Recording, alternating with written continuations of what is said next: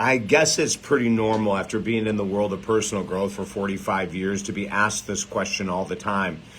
What do confident people do that non-confident people do not do? Hey, David Essel here. It's a great question, right? And it's not a secret. I'm going to give you so many of the tips of what the most confident people in the world do, and it's not a secret at all. The challenge is doing it, right? The challenge is these simple tips I'm going to give you. They're not tough. They're not confusing. Some may take a little bit of time, but if you want to be the most confident person in the world, you've got to be willing to do things out of your comfort zone. Let me give you the first example. As a matter of fact, I'm David Essel, 45 years as a counselor, #1 best-selling author, 16 books and more. But let me tell you one of the things that I will tell you to this day. I'm going to take my hat off to one of my former gurus and mentors, Richard Gerson.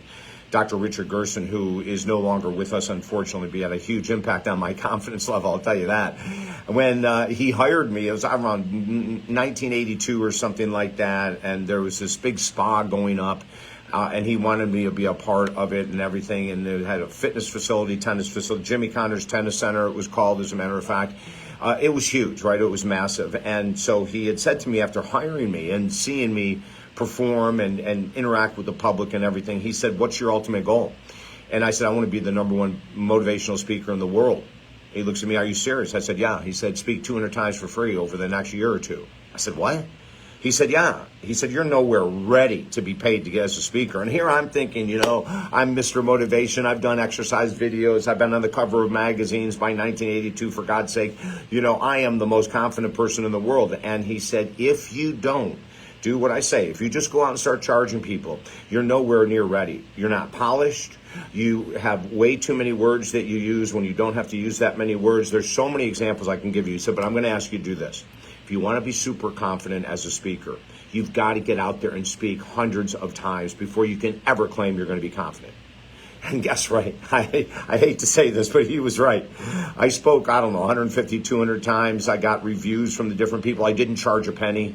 And then I went to my first big event, and he was there. And, I did phenomenal, especially compared to what I would have done if I didn't have those 100 underneath my belt or 200 speeches underneath my belt, right? So this is one thing confident people do, is that they'll get a mentor. They'll get a teacher, someone who is highly advanced, and they will follow them. They will tell them what their goal is, and then they will follow them. Richard Gerson told me to go back and get my master's degree in sports psychology. I did. Richard Gerson told me to speak 200 times for free. I did. Everything he asked me to do pushed me out of my comfort zone. Listen to this. Confident people are willing to go out of their comfort zone all the time. Confident people look for opportunities to go out of their comfort zone because they know that's where the growth is, right? So then we get to the next point, risk. Confident people are willing to take risks. Now, I'm not talking about ridiculous risks. I'm just talking about they're willing to invest in themselves. They're willing to take risks and get up early in the morning, even though they're not a morning person. They're willing to take risks to go into a class to get into shape because they know a confident person here has to have confidence in their body, has to love their body, right? Which we'll get to in a minute. So there are so many different things that we need to do, risk-taking, mentors, gurus, etc., to be more confident. And then taking those risks is crucial. The next point, surrounding yourself not just with a mentor or a guru who's better than you, but surround yourselves with friends that have better finances than you. Surround yourself with friends that have a better relationship with you. In other words, confident people are unafraid to bring in people better than them into their social circle, into their professional circle, right? What else do confident people do? Confident people take care of the mind, body, spirit. They're very structured. They're very organized. Now, every once in a while, you'll find someone. I can think of a guitarist. I won't mention his name because everyone in the world knows him. He is the most confident guitarist I have ever met in my life. Is he the best? I don't know. But he's definitely the most confident. And this is a guy that will take on any risk whatsoever. If he has to learn something new that he's never done on guitar. As a matter of fact, he started playing left-handed. He's a right-handed player. He started playing left-handed. He said, "You know what I want to do?" And we were talking about this. I had a Major League baseball player that actually pitched with both his left and right hands, right? He made it to the Triple A's. He never made it up to the ultimate Major League. But when I told the guitarist about that, he goes, "I want to do that. I want to go on stage and blow people's minds. I want to go on stage and start playing right-handed and then flip the guitar and play left like Jimi Hendrix did, And he said, "Oh my God, this is great." He became so freaking confident. He could do anything on stage.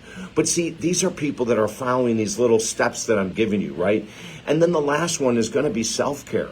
that you get enough sleep, that you get enough exercise, that you eat clean and healthy, that you're away from substances and addictions. Confident people do not need to have drinks to go to a networking event.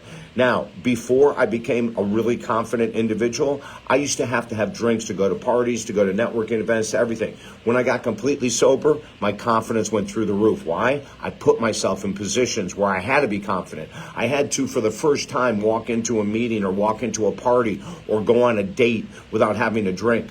That gave me confidence. And then I realized I can go anywhere and not drink. I could be at a freaking wine tasting party and have a freaking blast and never have a drink, right? That's confidence. Let me help you. We work with people from all over the world. I've worked with major league athletes, CEOs from Fortune 500 companies, you name it. I've worked with so many people lifting their confidence. Let me help you lift yours. Reach out to me at talkdavid.com. We work with people from all over the world, and we have for 45 years, and we'll continue to, and we'll make sure to put you on a path of exceptional confidence. Anyone can get there. It's just a willing of having the right teacher and doing the work.